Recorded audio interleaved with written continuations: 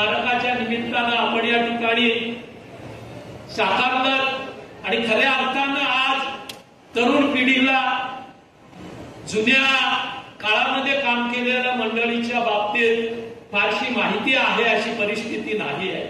हा परिषद साहेब 80% स्थलांतरित मंडळींनी भरलेला आहे आणि त्यामुळे काही अंशानं विमानतळाचा जो संघर्ष नामांतराचा आमचा चालू आहे त्याच्यामुळे दिवा पाटील सोडले तर जुन्या पिढीतल्या कुणाची जी माहिती किंवा त्यांच्या आयुष्याविषयी माहिती नव्यानं आलेल्या या मंडळींनाही नाहीये आणि नवीन पिढीला देखील नाहीये।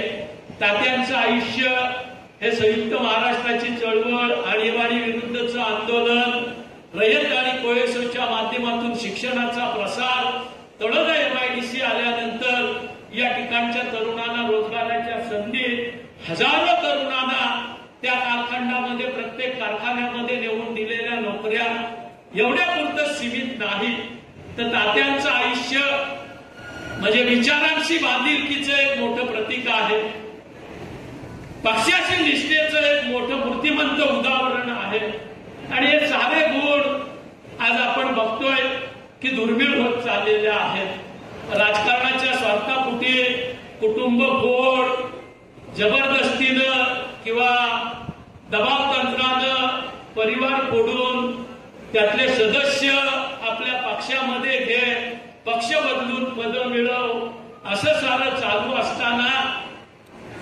राजकारणामध्ये सामाजिक क्षेत्रात काम करू इच्छिणाऱ्या तरुण पिढीला एक दिशादर्शक असं काम तात्यांनी त्यांच्या आयुष्यामध्ये केलेलं आहे।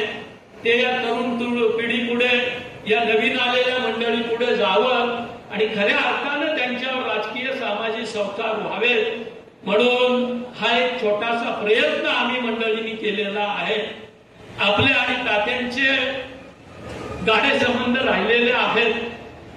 आपल्या बरोबर काम करण्याची संधी खरं तर आपण 2015 साली 8 मेला या ठिकाणी या विद्यालयाच्या सुवर्ण महोत्सवासाठी आला होता आणि या ठिकाणचं आम्हा तरुण माजी विद्यार्थ्यांचं काम बघून आपण त्या ठिकाणी मला रयत शिक्षण संस्थेचा रायगड विभागाचा चेअरमन म्हणून काम करण्याची संधी दिली। 9 मेला संपूर्ण एकेकाळी रयत शिक्षण संस्थेचं उपाध्यक्ष म्हणून काम केलं।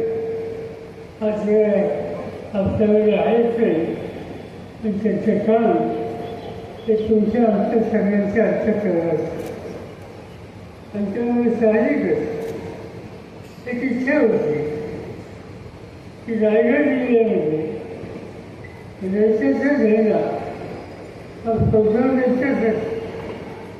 यांनी काम केलं त्याच्यामध्ये DV पाटलांचा उल्लेख करावा लागेल, त्याच्यामध्ये रत्नसाहेबचा उल्लेख करावा लागेल आणि आनंद आहे की आज हे काम बाळाराम पाटील यांनी विचारलेले त्यामुळे याही जिल्ह्यामध्ये रेषेचा विस्तार झालेला आहे।